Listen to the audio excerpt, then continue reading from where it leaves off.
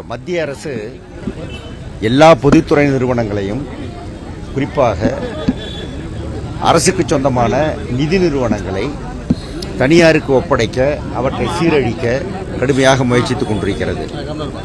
நம்முடைய வங்கிகள், எல்ஐசி போன்ற நிதி நிறுவனங்கள், எல்ஐசி இன்றைக்கு இந்தியாவில் இருக்கிற தனியார் அனைத்து இன்சூரன்ஸ் நிறுவனங்களை விடவும் மிக சிறப்பாக 95% மேற்பட்டவர்களுக்கு சிறப்பாக சேவை செய்து கொண்டிருக்கிற ஒரு நிறுவனம்.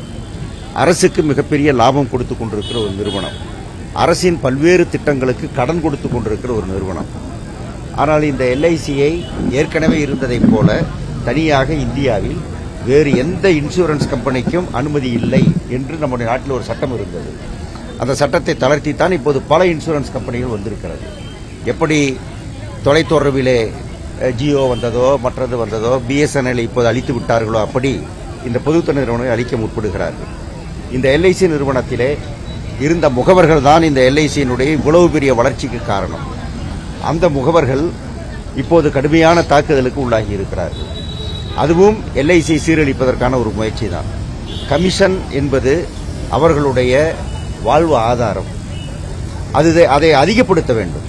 அதை விலைவாசிக்கு ஏற்ப மற்றதற்கு ஏற்ப அதை உயர்த்த வேண்டுமே தவிர அதை குறைக்கக்கூடாது. ஆனால் அரசு குறைக்கிறது.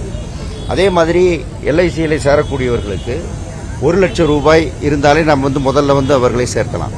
இப்ப அந்த தொகையை 2 லட்சம் ஆக்கி இருக்கிறார்கள். அப்படியானால் சற்று வசதி குறைந்தவர்களை எல்ஐசிக்குள்ளே நுழையாமல் தடுக்கிற ஏற்பாடாகத்தான் அதை பார்க்க வேண்டியிருக்கிறது. இப்படி ஒவ்வொன்றாக அடுத்தடுத்து எடுக்கிற இந்த நடவடிக்கைகள் அனைத்தையும் அரசு கைவிட வேண்டும் என்பதுதான் இந்த போராட்டத்தினுடைய நோக்கம். ஆகவே மத்திய அரசு, எல்ஐசி நிறுவனம், ஐஆர்டிஏ இந்த முகவர்கள் பிரச்சனையிலும், எல்ஐசியை காப்பாற்ற வேண்டிய பிரச்சனையிலும், பாலிசிதாரர்கள் நலன் பிரச்சனையிலும் உடனடியாக அக்கறை எடுத்து நடவடிக்கை எடுக்கணும். மிக கேவலமான நடவடிக்கை என்னவென்றால் பாலிசியின் மீது போடக்கூடிய ஜிஎஸ்டி. ஏற்கனவே கோயம்புத்தூரிலே ஒரு செய்தி நீங்கள் பார்த்திருப்பீர்கள். எப்படி பன்னுக்கும் கிரீமுக்கும் தனித்தனியாக வாங்கினால் ஜிஎஸ்டி கிடையாது, பிறகு வாங்கினால் ஜிஎஸ்டி என்று சொல்லுகிறார்கள். அப்படி எல்ஐசி பாலிசி எடுப்பவர்களுக்கு ஜிஎஸ்டி போடுவதை போன்ற கேவலம் வேறொன்றும் இருக்க முடியாது. ஆகவே அதை உடனடியாக கைவிட வேண்டும்.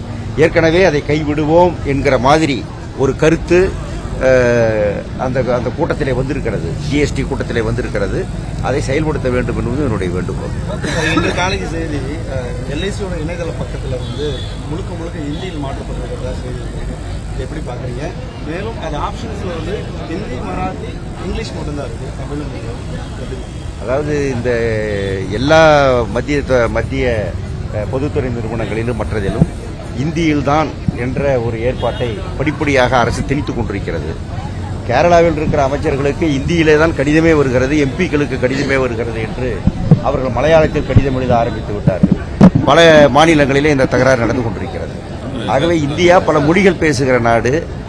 அரசியல் சட்டத்திலேயே 18 மொழிகளுக்கு அங்கீகாரம் இருக்கிறது. ஆகவே அந்தந்த மாநிலத்து மொழியிலே தான் அந்தந்த மாநிலங்களிலே தொடர்புகள் வைக்கப்பட வேண்டும். அவர்களுக்கு கொடுக்க வேண்டிய தகவல்களை அரசு கொடுக்க வேண்டும். ஆங்கிலம் இருக்க வேண்டும், இங்கு இருக்கிற தமிழ் இருக்க வேண்டும். அதோடு சேர்த்து இந்தி என்பதுதான் ஏற்கனவே இருந்தது. இப்போது தமிழை தவிர்த்து விட்டு இந்தி தான், ஆங்கிலம் தான் என்கிற மாதிரி அவர்கள் எடுக்கிற நடவடிக்கை என்பதும் ஏற்கத்தக்கதல்ல. அது கடுமையான விளைவுகளுக்கு காரணமாக போகிறது, கடுமையான போராட்டங்களுக்கு அது காரணமாக போகிறது. இங்கு மட்டுமல்ல, கர்நாடகத்தில், கேரளத்தில், மராட்டியத்தில், மேற்கு வங்காளத்தில், இந்த எல்லா இடங்களிலும் இந்த இந்தி திணிப்பை எதிர்த்த போராட்டங்கள் இப்போது தீவிரமாகிக் கொண்டிருக்கிறது.